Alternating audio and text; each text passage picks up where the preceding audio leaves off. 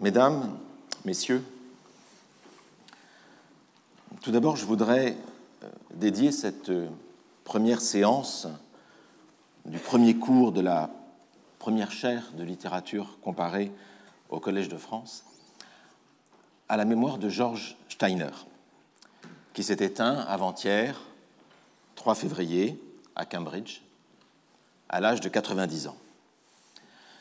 Grand penseur de la littérature et du langage, l'un des plus éminents représentants de la littérature comparée dans la seconde moitié du XXe siècle, George Steiner était surtout l'un des derniers Européens au sens le plus plein du terme. Un Européen par nécessité, puisque, ballotté par les soubresauts de l'histoire, sa famille viennoise parcourut tout le continent, s'installa à Paris et finit par traverser l'océan pour fuir l'antisémitisme et trouver refuge aux États-Unis. Mais George Steiner est aussi un Européen par vocation, puisqu'il revint faire carrière sur notre continent, en Angleterre et en Suisse, et aussi parce qu'il incarnait à lui seul, en amoureux des langues et des littératures, toute la richesse de l'esprit européen comme concert des nations, comme dialogue polyglotte entre les cultures. Dans sa nécrologie, le journal Le Monde rappelait que James Joyce fréquentait la maison des Steiner à Paris et que Joyce était lui-même intervenu auprès du père de George Steiner pour éviter à l'enfant une punition. Donc, c'est la preuve ici, par le souvenir familial, que Steiner était de cette lignée européenne. Cette lignée européenne représentée par Thomas Mann, par James Joyce, on pourrait citer beaucoup d'autres, ou beaucoup plus récemment, Umberto Eco. Une lignée qui, je l'espère, ne s'éteindra pas. Il nous reste les livres de Steiner, parmi lesquels celui que je crois être son plus important, Après Babel, une poétique du dire et de la traduction, qui est paru en 1975, qui a été traduit chez Albin Michel, et qui constitue une réflexion absolument fondamentale sur le rôle de la traduction comme modèle de la littérature elle-même. Et puis il reste aussi ses conférences. Et parmi ces conférences, celle qu'il prononça ici même, au Collège de France, en 1992, conférence intitulée « Origine et poétique », qui porte sur l'origine de l'œuvre d'art. On les trouve, je crois, assez facilement en ligne. Il reste aussi l'esprit de Steiner, l'esprit de l'Europe, l'esprit de la conversation entre les textes et les œuvres, un esprit qu'on essaiera de perpétuer sur cette chaire de littérature comparée. C'est l'engagement que je prends devant vous, en quelque sorte. Me voici donc à présent devant vous, seul, sans décorum, sans le décorum de la leçon inaugurale. Et je dois vous avouer que l'entrée dans la série normale des cours, la première d'une longue série en principe, ce cours normal donc, m'intimide bien plus que la leçon inaugurale, malgré tous les fastes et la solennité un peu effrayante, je dois dire, qui accompagnaient celle-ci. La leçon inaugurale est en effet une exception, elle n'a lieu qu'une fois, et à ce titre, elle est encore relativement tolérable d'un point de vue psychologique. Mais faire cours régulièrement au collège, c'est un peu l'exception devenue normalité. Alors je ne sais si je m'y habituerai jamais, et je vous remercie en attendant d'être venus, apparemment nombreux, à m'aider à essuyer ces plâtres intellectuels, si je puis dire. Cet effarement devant la tâche à accomplir, je ne suis certes pas le premier à l'éprouver devant vous. Il se trouve en effet que, dans le même temps où j'inaugure cette première chaire de littérature comparée au Collège de France, je me suis lancé dans l'édition du cours de poétique donné par Paul Valéry, ici même, entre 1937 et 1945. Si tout se passe bien, cette édition du cours de Valéry devrait voir le jour en 2021, quand nous fêterons le 150aire de la naissance de l'écrivain. Mais me voici dans la situation étrange de vivre une double série de cours. Les cours que je fais ici même, d'une part, devant vous, et puis les cours que j'édite, d'autre part, ceux de Valéry, comme une sorte de contrepoint intellectuel. Je vis une réalité avec vous, et puis je lis une réalité parallèle. C'est à certains égards le sort de tout lettré de vivre entre deux réalités, celle de la vie, d'une part, et celle des livres, d'autre part. Mais ici, le parallèle des situations a quelque chose de presque surnaturel.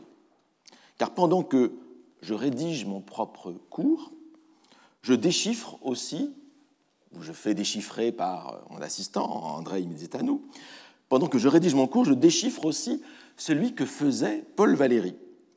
Alors j'ai presque eu l'idée, un peu saugrenue je dois dire, de vous proposer à la place de mon propre cours, celui que, vous l'avez compris, celui que faisait Valéry en 1937. Je vois que cette idée saugrenue vous est aussi venue à l'esprit. Vous en auriez profité peut-être. Et le problème, ou du moins le fait est que le statut des professeurs du Collège de France leur interdit de répéter leurs propres cours, mais non pas de répéter ceux des autres.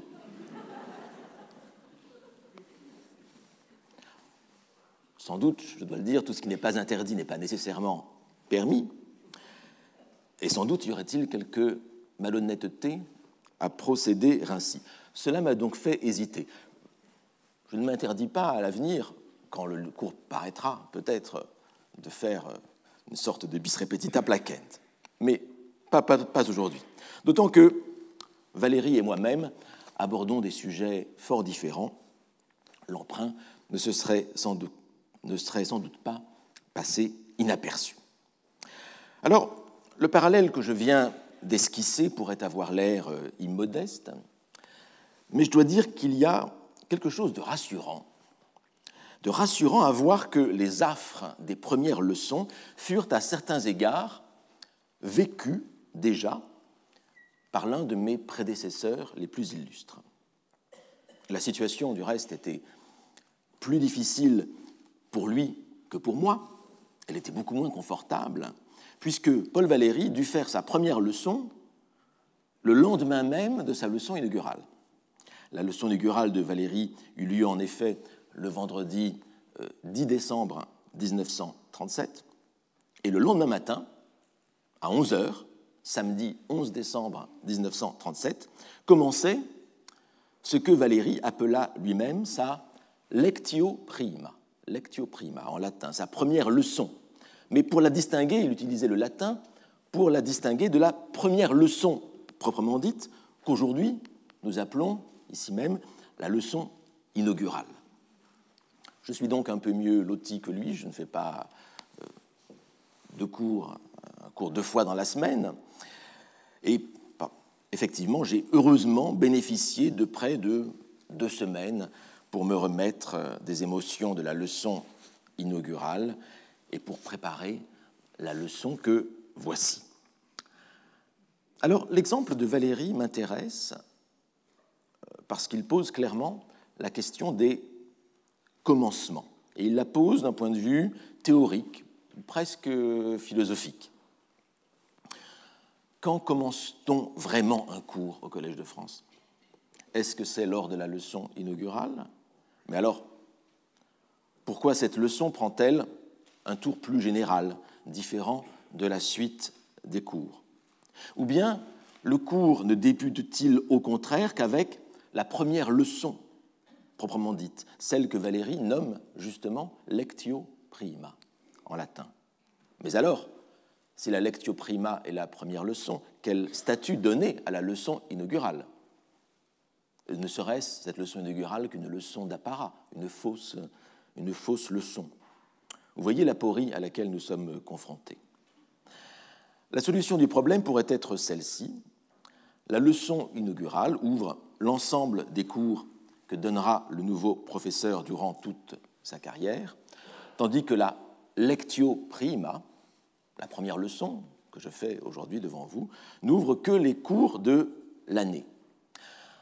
Certes, mais il reste toutefois à gérer la transition entre ces deux leçons, l'inaugurale et la lectio prima. C'est une question de cohérence, d'honnêteté, et une question de cohérence à laquelle je tiens. Alors, dans le cas qui nous occupe, et j'arrête ici la théorie de la leçon inaugurale de la première lectio, il faudra faire un cours, comme l'avait fait du reste Bourdieu, un cours, ou Foucault, un cours sur les cours du Collège de France. Dans le cas qui nous occupe, cette transition devrait se faire assez naturellement, car il va y avoir, vous allez voir, une évidente continuité entre ce que j'ai dit il y a 2 semaines sur, si vous vous rappelez, la nécessité d'une bibliothèque mondiale et le sujet du cours de cette année, à savoir les bibliothèques, construire, déconstruire la bibliothèque. Mais la continuité va s'imposer d'elle-même aujourd'hui par un autre phénomène, un processus qu'on pourrait assez bien assimiler au processus des vases communicants. La leçon inaugurale est en effet extrêmement calibrée. Elle ne doit pas dépasser 1 heure de temps. Et donc, il y a beaucoup de matériel qui n'a pas pu entrer dans cette leçon inaugurale. Je me propose donc aujourd'hui, non pas de recycler, mais de poursuivre quelques instants la leçon que j'ai prononcée le 23 janvier et d'apporter des précisions ou des informations supplémentaires qui nous aideront à mieux entrer dans le propos qui nous intéresse. Et vous allez voir qu'en fait, la connexion va être absolument naturelle et logique avec le thème du cours de cette année. Il s'agit de quelques notes de bas de page concernant le poème « Les Conquérants » de José María de Heredia, qui a servi de leitmotiv à ma leçon inaugurale. Et donc, ce que je vais vous proposer aujourd'hui, c'est ce que Umberto Eco appelait une apostille à ma leçon inaugurale, comme Eco en proposa une à son roman « Le nom de la rose ». Vous vous rappelez peut-être que ce qui m'a arrêté dans le poème de Heredia, et qui est revenu dans le reste de la leçon, c'est l'image des étoiles nouvelles, une image qui sert de chute au poème. Alors, je disais tout à l'heure, bis repetita placent, je crois que je vais relire malgré tout ce poème. Rassurez-vous, je ne le referai pas à chaque leçon. Ce ne sera pas le leitmotiv de tout le cours de cette année, mais quand on a la chance d'avoir un beau poème devant les yeux, pourquoi ne pas en profiter une seconde fois?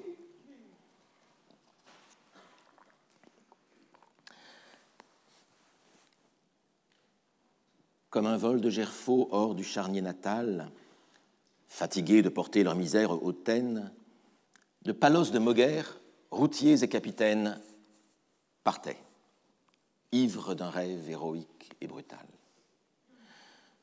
Ils allaient conquérir le fabuleux métal que Cipango mûrit dans ses mines lointaines, et les vents alizés inclinaient leurs antennes au bord mystérieux du monde occidental. Chaque soir, espérant des lendemains épiques, l'azur phosphorescent de la mer des tropiques enchantait leur sommeil d'un mirage doré.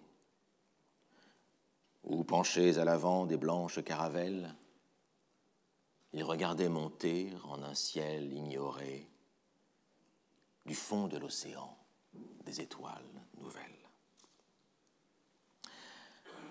Je crois qu'il était bon de se remettre dans le rythme de ce poème, dans le jeu d'images qui est le leur.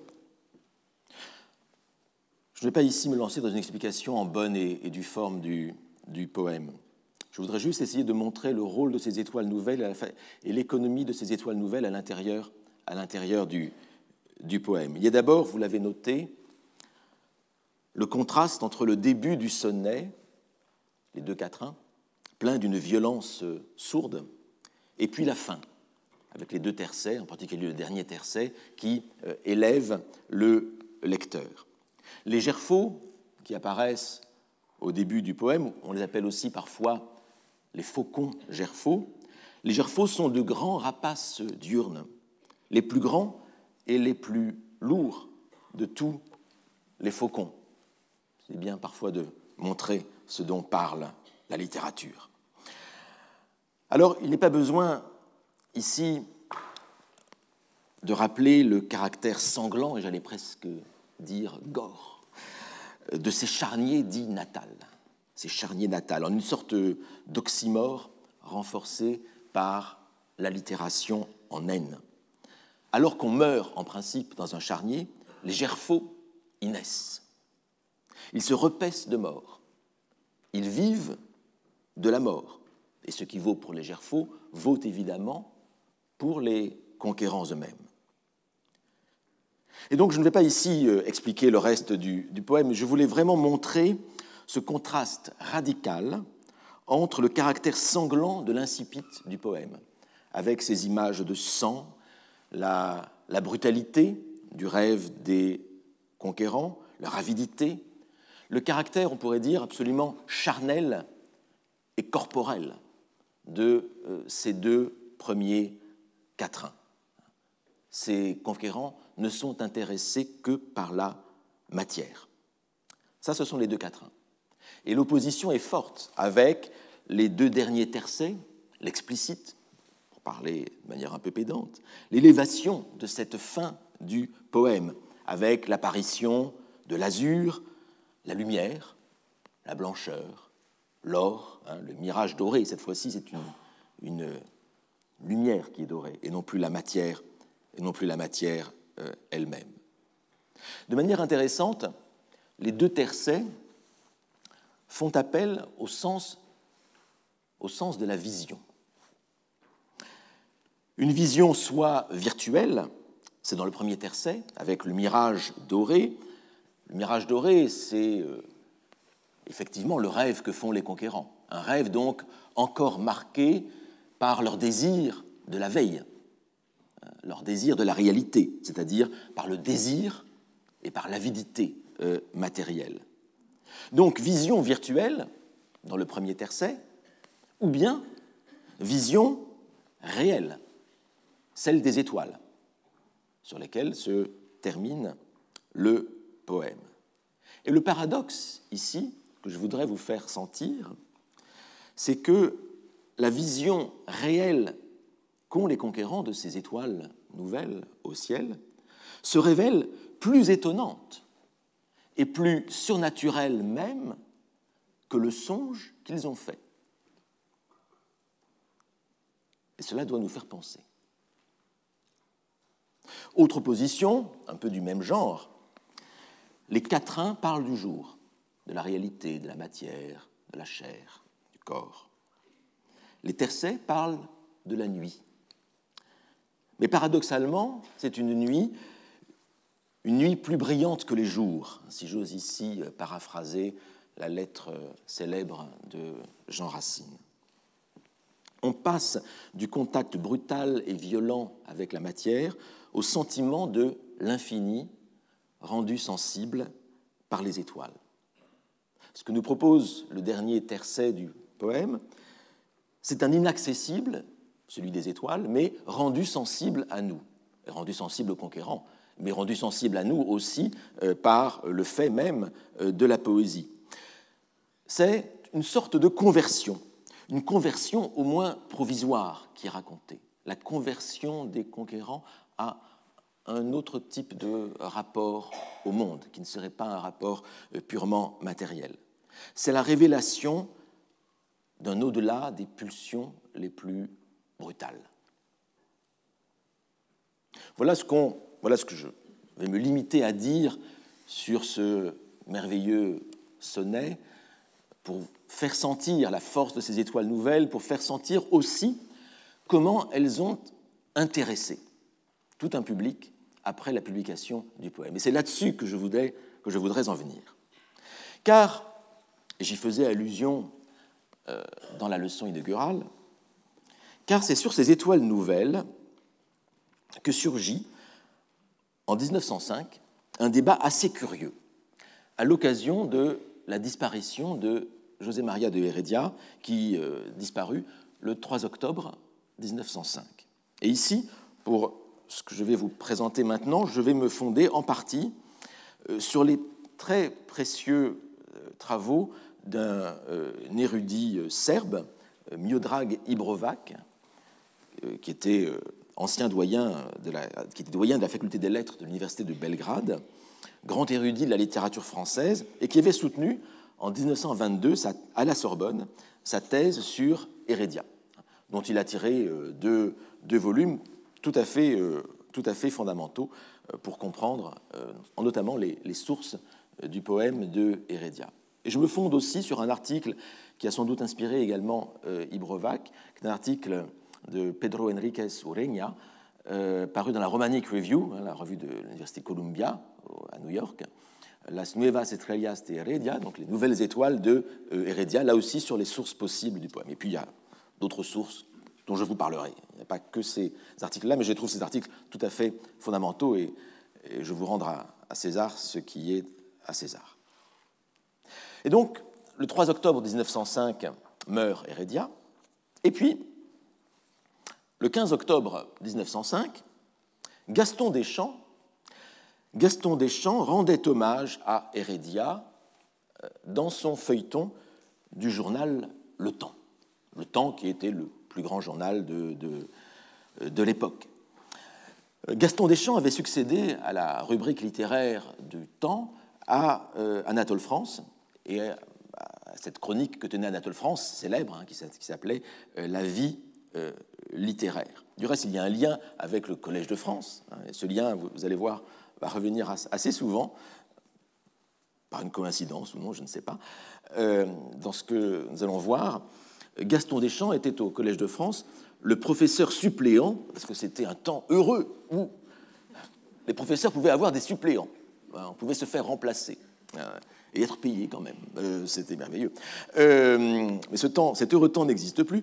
Il était le professeur suppléant d'Émile Deschanel, qui était professeur de littérature française donc au collège. Et Émile Deschanel était accessoirement, je le dis pour l'anecdote, le père du futur président de la République, Paul Deschanel, futur président parce que Paul Deschanel fut élu en 1920. Donc c'était bien après la période dont je vous parle. Donc, le 15 octobre 1905, Gaston Deschamps rend hommage à Heredia dans son feuilleton du journal Le Temps. Et il lui rend hommage en citant, bien évidemment, le dernier tercet des Conquérants. Ce n'est pas la première fois que Gaston Deschamps citait le poème Les Conquérants dans sa chronique. Il l'a cité déjà en 1901. Donc c'est un poème qui lui plaisait et il n'était pas sans doute le seul. Ça, c'était le 15 octobre 1905. Il rappelle ce dernier tercet des Conquérants. Une semaine plus tard, nous sommes donc le 22 octobre 1905, les dates sont importantes. Une semaine plus tard, Gaston Deschamps reçoit, ou du moins dans l'intervalle, il reçoit le courrier d'un officier de marine et il rend compte du courrier de cet officier de marine dans sa chronique du journal Le Temps. Vous allez voir que la teneur des chroniques littéraires dans les journaux était assez différente de celle d'aujourd'hui. Et donc, voici la citation que je vais lire quand même. Je vais lire beaucoup de textes. D'abord, en cours de littérature, c'est un cours où l'on doit lire, me semble-t-il. Et puis, il y a quand même un certain côté truculent dans cette histoire qui vaut la peine d'être apprécié avec les mots des gens de l'époque. Donc ça, c'est la citation de ce capitaine de frégate, A.M., de cette lettre signée de Cherbourg, le 15 octobre 1905. La lettre donc paraît en fait dans le temps du 22 octobre, peu importe. Donc, Monsieur, c'est la lettre de ce capitaine de marine. Monsieur, dans votre dernière vie littéraire du temps, vous citez le dernier tercet du fameux sonnet de Heredia, où penchés à l'avant de blanches caravelles et regardez monter en un ciel ignoré du fond de l'océan des étoiles nouvelles. Pourquoi faut-il que ces vers célèbres et délicieusement harmonieux renferment une image matériellement fausse et impossible? Les caravelles, partant à la découverte de l'Amérique, faisaient route à l'ouest. Les matelots, penchés à l'avant, regardaient donc l'horizon du côté de l'ouest. Or, les astres ont l'habitude de se lever à l'est. Et oui.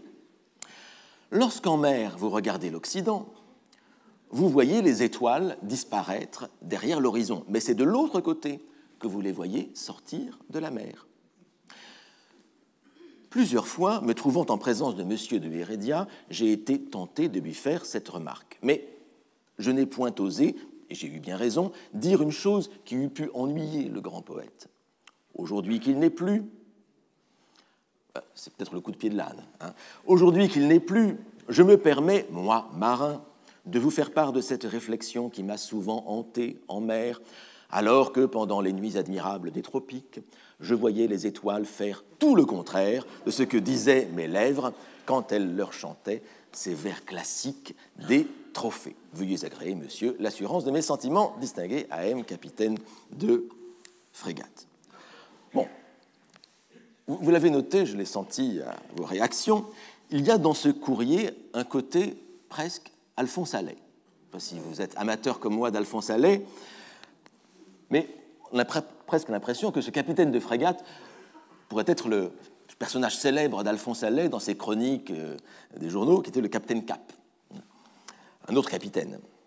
Alors, le fait est que ça pourrait être une lettre, un pseudonyme d'Alphonse Allais, mais le fait est qu'Alphonse Allais, bizarrement, curieusement et tristement, je dois dire, allait décéder quelques jours plus tard, le 28 octobre 1905. Alors, c'était peut-être son chant du cygne, je ne sais pas. Peut-être s'agit-il de l'une de ses ultimes plaisanteries.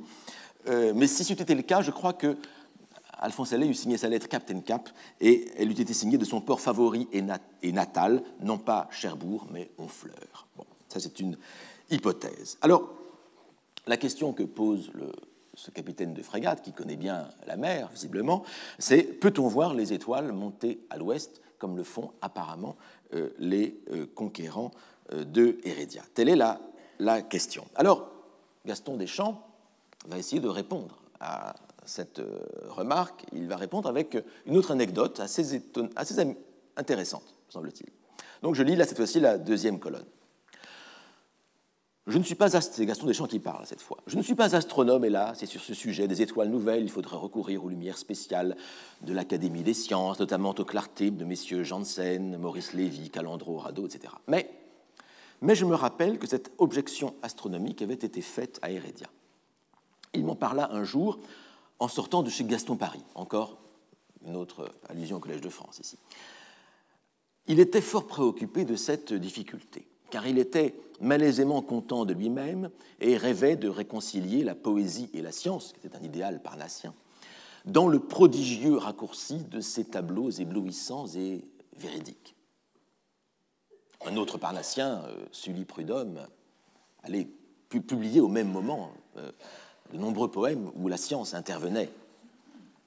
Je me souviens très bien, continue Deschamps, des propos qu'il me tint alors avec l'impétuosité cordiale et familière dont il était coutumier. J'ai pris une voiture, me dit-il, donc c'est Heredia qui parle, et je suis allé tout droit à l'observatoire pour consulter le savant monsieur Charles Wolff, alors directeur de cet établissement et par surcroît membre de l'Institut et aussi, je crois, du Bureau des longitudes. Je lui ai soumis mon sonnet, il s'en montra satisfait, et je suis sorti de son cabinet absolument rassuré. Telles furent les paroles du poète José Maria de Heredia. Il était très soucieux d'exactitude. Il me faisait songer à ces poètes d'Alexandrie qui furent si savants en toutes sortes de sciences. Je le comparais quelquefois à cet ingénieux Callimaque qui chanta la chevelure de la reine Bérénice, métamorphosée en astre, et qui abrita son fantasque poème sous l'autorité scientifique de l'astronome Conon. Je crois d'ailleurs que parmi toutes les constellations, celle que Heredia préférait, c'était la constellation de la Lyre. Alors, je trouve cette fin assez intéressante de la part de Gaston Deschamps, parce qu'elle semble quand même jeter un voile de suspicion sur le récit fait par Heredia lui-même. Si le poème de Callimaque, donc poète alexandrin, si le poème de Callimaque est considéré, présenté comme fantasque, et si Callimaque s'abrite peut-être d'une manière un peu fausse et trompeuse sous l'autorité d'un astronome, peut-être Heredia fait-il la même chose avec ce Charles Wolff. Au bout du compte, c'est peut-être ici un doute que jette ici Gaston Deschamps sur l'anecdote que lui a racontée Heredia, et dire que la constellation préférée par Heredia, c'est celle de la Lyre, c'est aussi une manière de dire que l'astronomie de Heredia est une astronomie peut-être qui subit une certaine licence poétique. Alors cela désigne-t-il Les Conquérants comme un poème fantasque? Ce qui est merveilleux dans cette histoire, c'est qu'elle ne s'arrête pas là. Elle continue sur plusieurs semaines. Et donc, on va avoir plusieurs réponses à la réponse donnée par Gaston Deschamps et par cet officier de marine. On eut ainsi une succession de courriers que Gaston Deschamps relaya dans le temps. La semaine suivante, on était donc le 22 octobre cette fois, ce que je viens de vous lire datait du 22 octobre, la semaine suivante, le 29 octobre, rebelote. Gaston Deschamps donc parle. 29 octobre 1905. On se tromperait singulièrement, en haut lieu ou ailleurs, si l'on croyait que la poésie et les poètes n'intéressent plus le public. L'autre jour, j'ai cité la lettre d'un capitaine de frégate qui attaquait non sans regret le fameux sonnet de Heredia, où penchait à l'avant des blanches caravelles, regardait monter en signerait du fond des nouvelles. Beau vers, s'écriait ce brillant officier de marine. Beau vers, assurément. Mais l'image est inexacte. Lorsqu'en mer vous regardez l'Occident, vous voyez les étoiles disparaître derrière l'horizon. Nous connaissons l'argument. Eh bien, continue Deschamps, il a suffi de cette objection, lancée comme une torpille sur la flotte des conquistadores, pour susciter une levée de plumes, agiles à la rescousse et ardentes à la défense des trophées. J'ai reçu aussitôt 8 lettres de Paris, une de Toulouse, 2 de Toulon, une des environs de Nîmes, une de Bouvron, Meurthe-et-Moselle, une de Brignoles, Var, une d'Antibes et 4 de Semur-en-Ossois. Semur-en-Ossois, vous allez voir, Semur-en-Ossois va revenir, joue un rôle important dans notre histoire. Semur-en-Ossois, en Côte d'Or. L'orthodoxie astronomique du poète des conquérants est vaillamment défendue dans ses 19 plaidoyers. Parmi les défenseurs de Heredia, je compte un capitaine de vaisseau, un médecin principal et un médecin de la marine, 4 professeurs de l'université, un inspecteur des eaux et forêts, le président et un membre de la Société astronomique de France. La diversité même de ces professions et qualités, unies à une pareille unanimité de sentiments, prouve que les beaux vers n'ont pas cessé d'être, en France, l'entretien favori des honnêtes gens. J'adore, comme vous, ce palmarès des professions et des départements. On se croirait être ici une répétition du certificat des écoles, ou bien donc, soit dans une école primaire de la Troisième République, ou bien dans un poème de Prévert. Il manque plus il manque à cette liste des professions peut-être un raton laveur. En tout cas, tous les correspondants de Deschamps prennent la défense de Heredia. Et je vous invite, entre parenthèses, à noter la réflexion sur l'intérêt public pour la poésie, qui apparaît déjà à Deschamps un paradoxe. Nous sommes en 1905. Donc cette histoire de la fin de la poésie, l'idée que plus personne ne s'intéresse à la poésie, c'était déjà dans l'air. Ça ne date pas d'aujourd'hui. Et on retrouve déjà ça depuis très longtemps dans Les Illusions perdues de Balzac, ou dans Illusions perdues, il n'y a pas d'article, ou même au XVIIIe siècle. Mais bon, j'arrête ici la petite parenthèse, pour dire que nos problèmes, les problèmes de la poésie, ont parfois une très longue histoire derrière eux. Donc, cette lettre vont être, dans le reste de l'article, La vie littéraire, vont être citées par Gaston Deschamps, dont une, entre autres, de Charles Gide. Charles Gide, l'économiste, l'oncle d'André Gide, lui aussi futur professeur au Collège de France. Je ne vais pas lire la lettre de Charles Gide, je ne vais pas lire les 7 lettres, rassurez-vous. Je ne citerai qu'une lettre, une lettre assez autorisée, puisque c'est la lettre qui émane du président de la Société astronomique de France. Ce n'est pas rien. Alors voici cette lettre, M. Caspary, ingénieur hydrographe, président de la Société astronomique de France, m'envoie en faveur du poète des trophées ce témoignage particulièrement autorisé. Monsieur, le savant astronome et délicat lettré qu'était M. Charles Wolf, vous vous rappelez, Charles Wolf, celui que prétendument José María de Heredia était allé, à qui José María de Heredia était allé rendre visite à l'observatoire. Donc cet astronome avait bien raison de ne pas chicaner José María de Heredia sur son sonnet. Rien dans ses vers ne peut donner à penser qu'il ait voulu faire lever les étoiles à l'Occident. Pour ceux, et je suis du nombre, dont la première traversée s'est faite dans la direction des Antilles, les vers incriminés représentent très fidèlement l'impression reçue. À ne prendre que le premier voyage de Colomb, de Palos à Guanahani, du 3 août au 11 octobre 1492, les caravelles ne faisaient pas l'ouest, mais l'ouest-sud-ouest. Les 12 degrés de latitude qu'elles gagnaient vers l'équateur suffisaient pour faire monter au-dessus de l'horizon les plus belles étoiles du Pan et de l'Éridan, sans compter l'incomparable Canopus, une autre étoile qui reviendra, vous verrez, l'incomparable Canopus qui, à peine visible au départ dans les brumes de l'horizon, s'élevait graduellement jusqu'à devenir l'émule de Sirius. L'homme de veille, posté à l'avant du navire, ne se borne pas à regarder droit devant lui. Il a le loisir d'explorer tout l'horizon, et il lui est facile de voir, par le travers, se lever et monter dans le ciel des étoiles nouvelles. Ces considérations sont encore beaucoup plus vraies pour les voyages ultérieurs qui conduisirent Colomb à la Trinidad et vers l'Orénoque. Nous ne demandons pas aux poètes de nous enseigner l'astronomie, mais on peut bien dire que dans le cas présent, les trophées n'ont rien à envier aux géorgiques de ce qui fait les œuvres immortelles, l'exactitude unie au beau langage. Vous verrez, les géorgiques reviendront dans notre bibliothèque. Veuillez agréer, monsieur, l'expression de mes sentiments les plus distingués. Alors, ici, la réponse de ce président de la Société d'astronomie, astronomique de France, consiste à dire, poser la question, est-ce que les hommes qui étaient postés à l'avant de la caravelle avaient le droit de tourner la tête? Alors oui, bien sûr. Alors si c'est...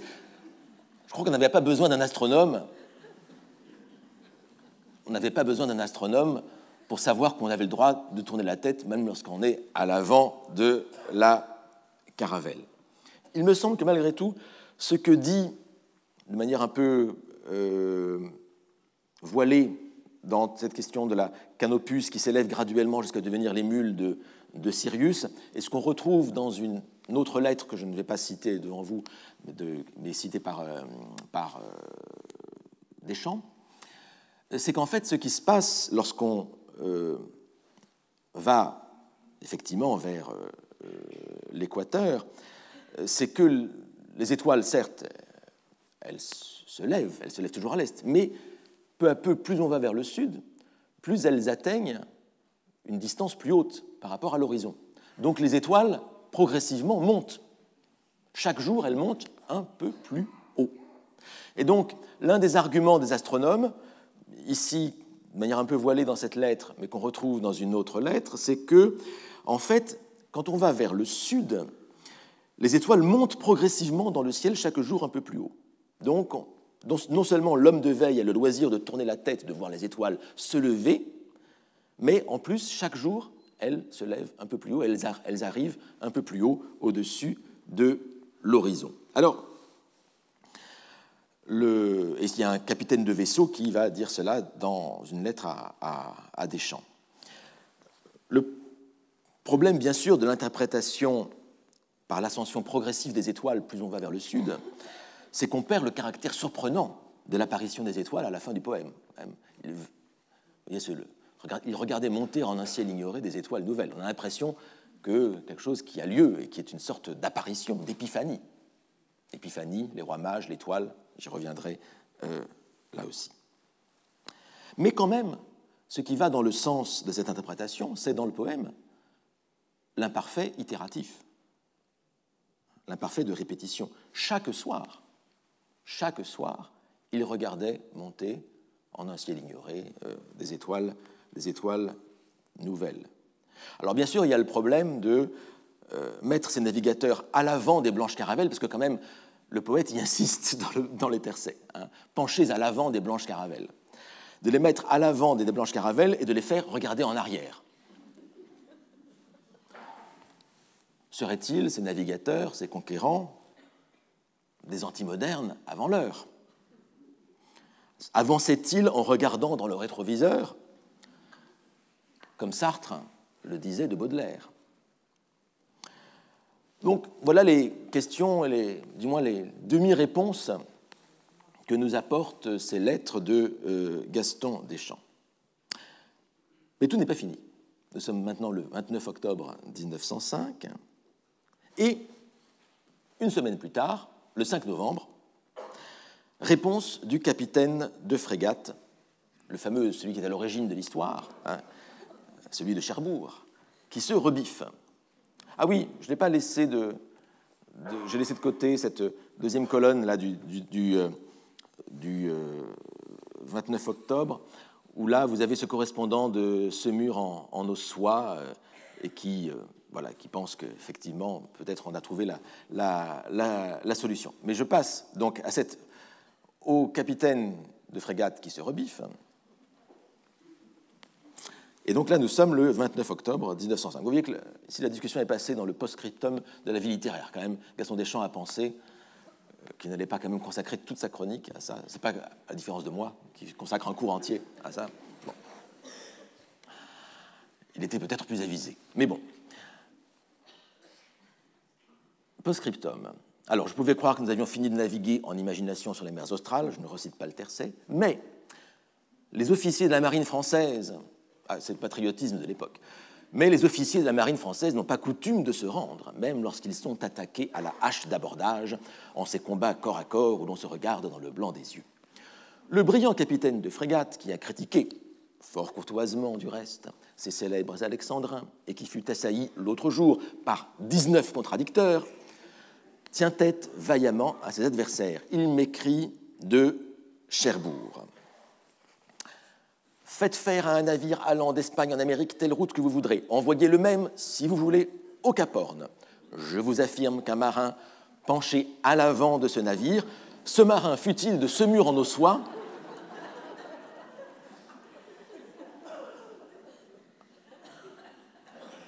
il y a un côté one-man show quand même dans cette histoire. Mais bon.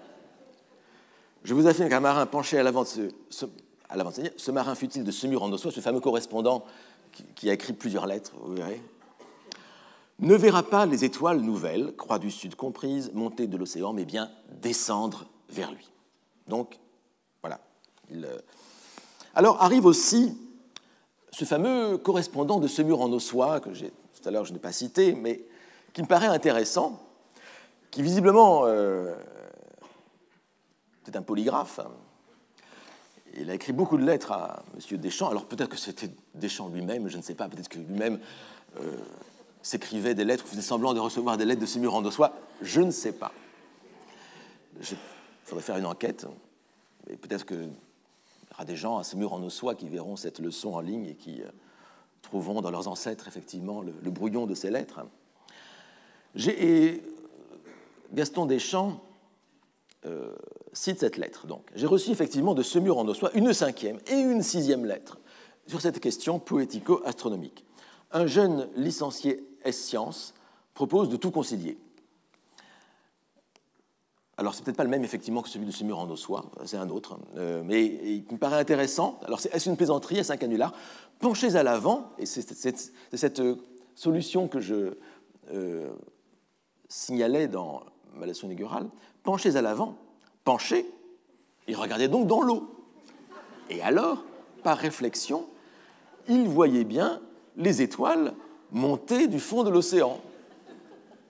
Ah, ça, je trouve ça assez astucieux tout de même.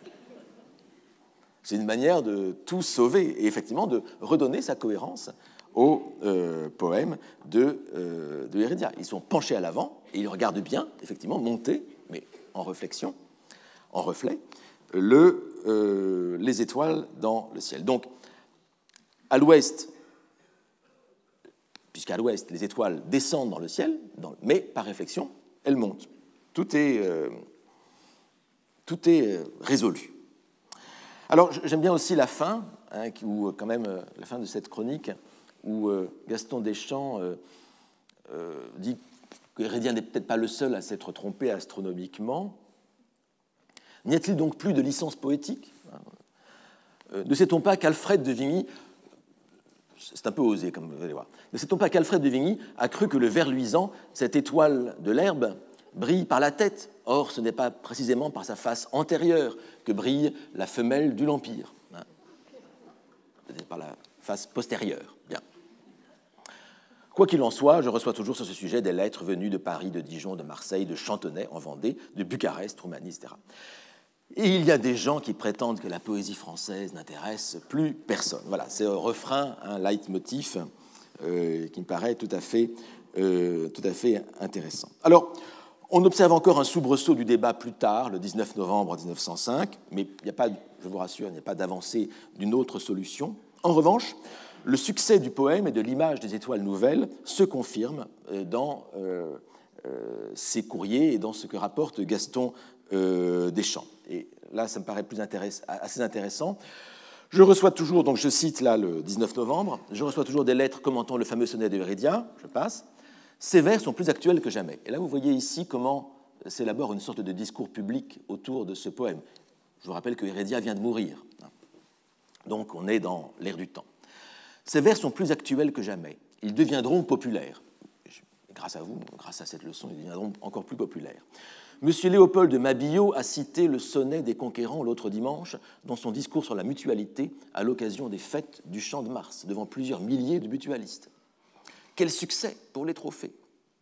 J'aime que la poésie soit ainsi associée aux fêtes de la démocratie. Ici, union de la poésie et de la République. Les muses doivent quelquefois sortir du bois sacré. Et j'ai reçu la lettre suivante. Alors là, c'est une lettre intéressante qui montre un poème inspiré des trophées, des Conquérants, de Hérédia. Monsieur, samedi dernier, en lisant votre chronique, je me suis souvenu que le poète Jean Richepin avait parlé des conquistadors. En fait, c'est les conquérants, mais bon. Voici la dernière strophe qui se trouve sous ce titre dans les Blasphèmes. Alors, les Blasphèmes, c'est un recueil du poème souvent indiqué comme décadent, hein, Jean Richepin, qui était paru en 1800. Le recueil était paru en 1884.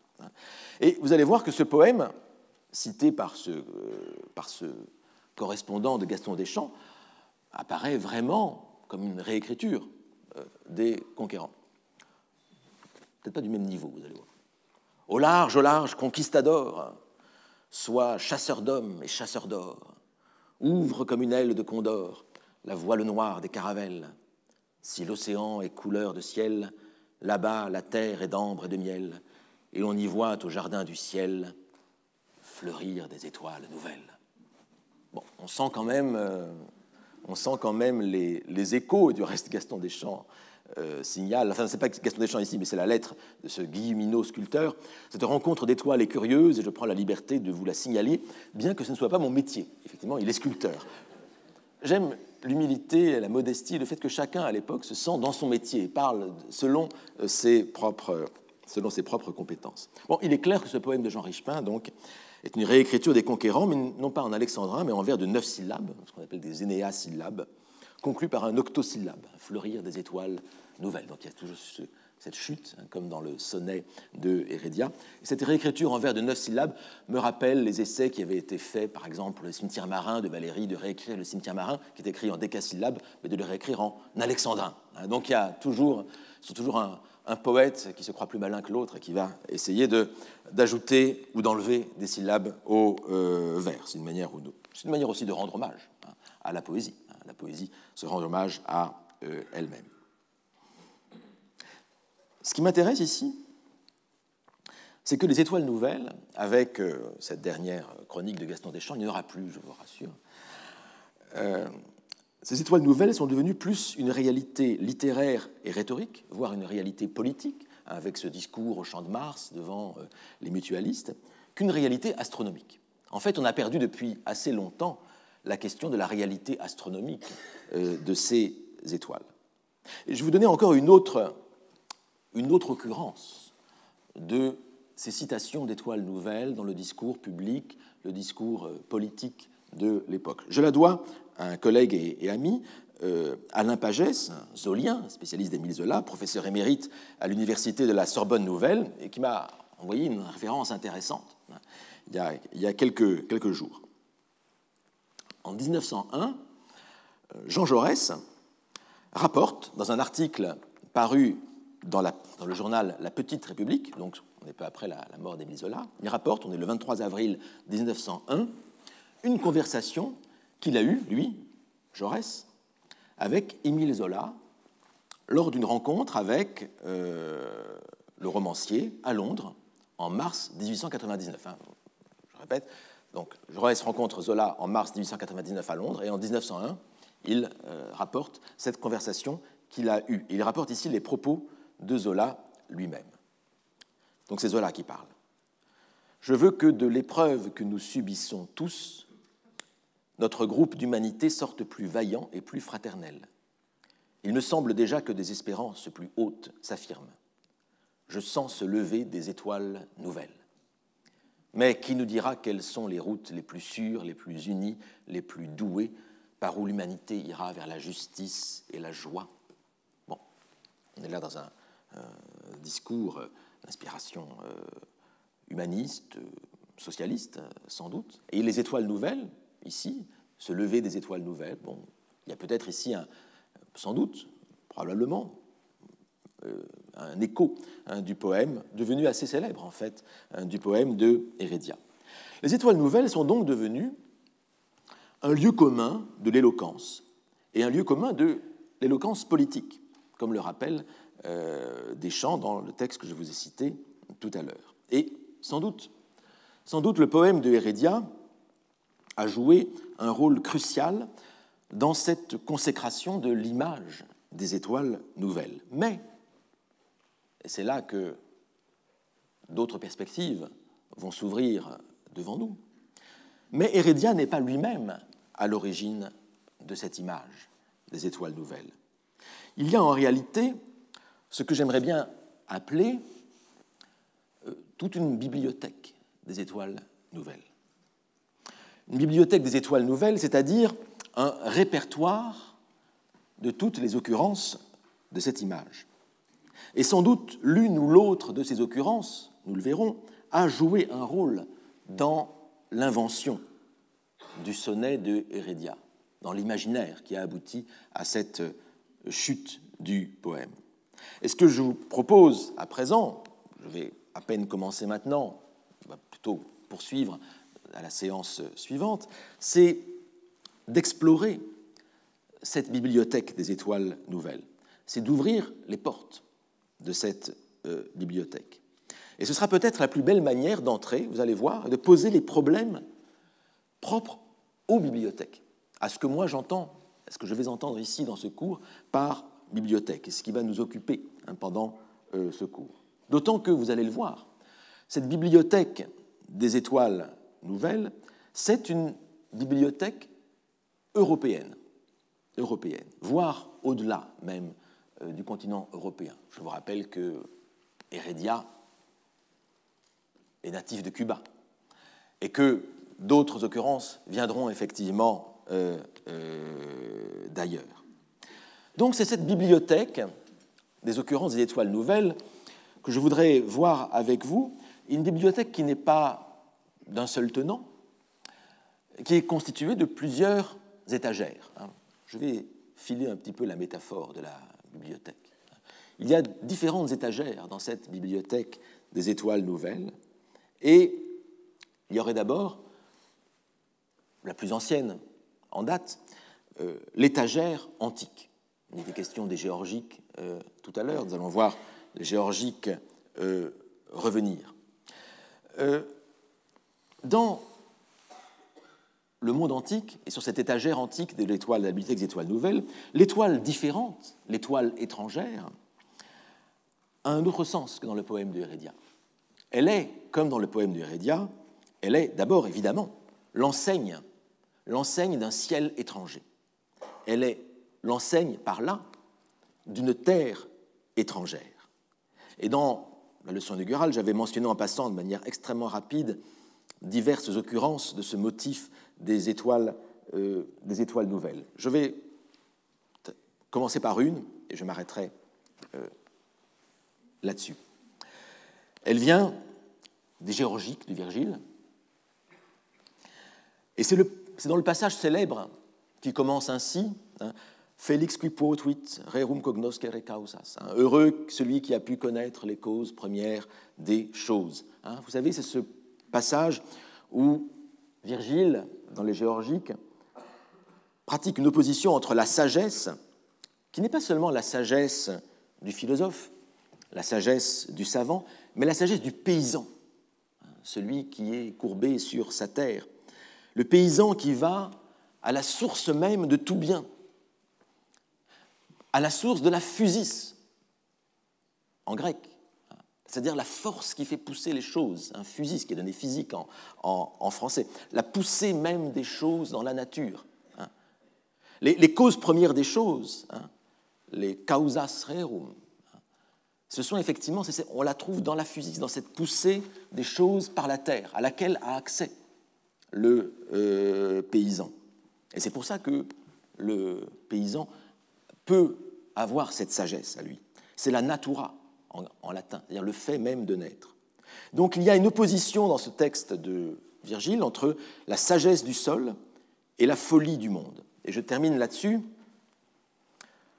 Je vais citer ce passage, je le reprends un peu plus haut que l'apparition du soleil, de l'étoile nouvelle. Les uns tourmentent avec la rame les mers ténébreuses et se précipitent sur le fer ennemi. Ça, ce n'est pas la sagesse, c'est l'anti-sagesse. Ou bien ils pénètrent dans les cours et rampent sur le seuil des rois. Je cite ici Virgile dans la traduction d'Auguste Nisard. Celui-ci va saccager une ville de malheureux pénates afin de boire dans le saphir et de dormir sur la pourpre tyrienne. Tout ça, c'est ce que font les conquérants de Hérédia. Ils cherchent les terres étrangères, ils cherchent l'or, les richesses. Celui-là enfouit ses trésors et se couche sur son or enseveli. Cet autre s'arrête stupéfait devant la tribune au harangue. Cet autre, la bouche béante, est tout saisi des applaudissements redoublés du Sénat et du peuple que lui renvoient les gradins du théâtre, les mirages de la politique.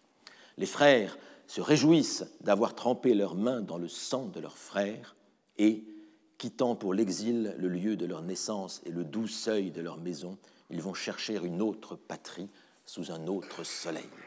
Gaudent perfusi sanguine fratrum, exilioque domos, et dulcia limina mutant, ad qualio patriam quaerunt sub sole iacentem. Ils vont chercher une autre patrie sous un autre soleil. Et le poème de Virgile continue. Cependant, le laboureur ouvre la terre avec la charrue recourbée. L'opposition est donc claire entre le monde de l'orgueil, le monde de l'avidité, le monde de l'ambition, de la démesure. Et si je peux reprendre ce terme grec bien connu, l'hubris, le fait de ne pas vouloir rester, ne pas savoir rester à sa place. Le monde de l'avidité, de la démesure, de l'hubris d'un côté et le monde paysan de l'autre. Ce sont deux pôles opposés.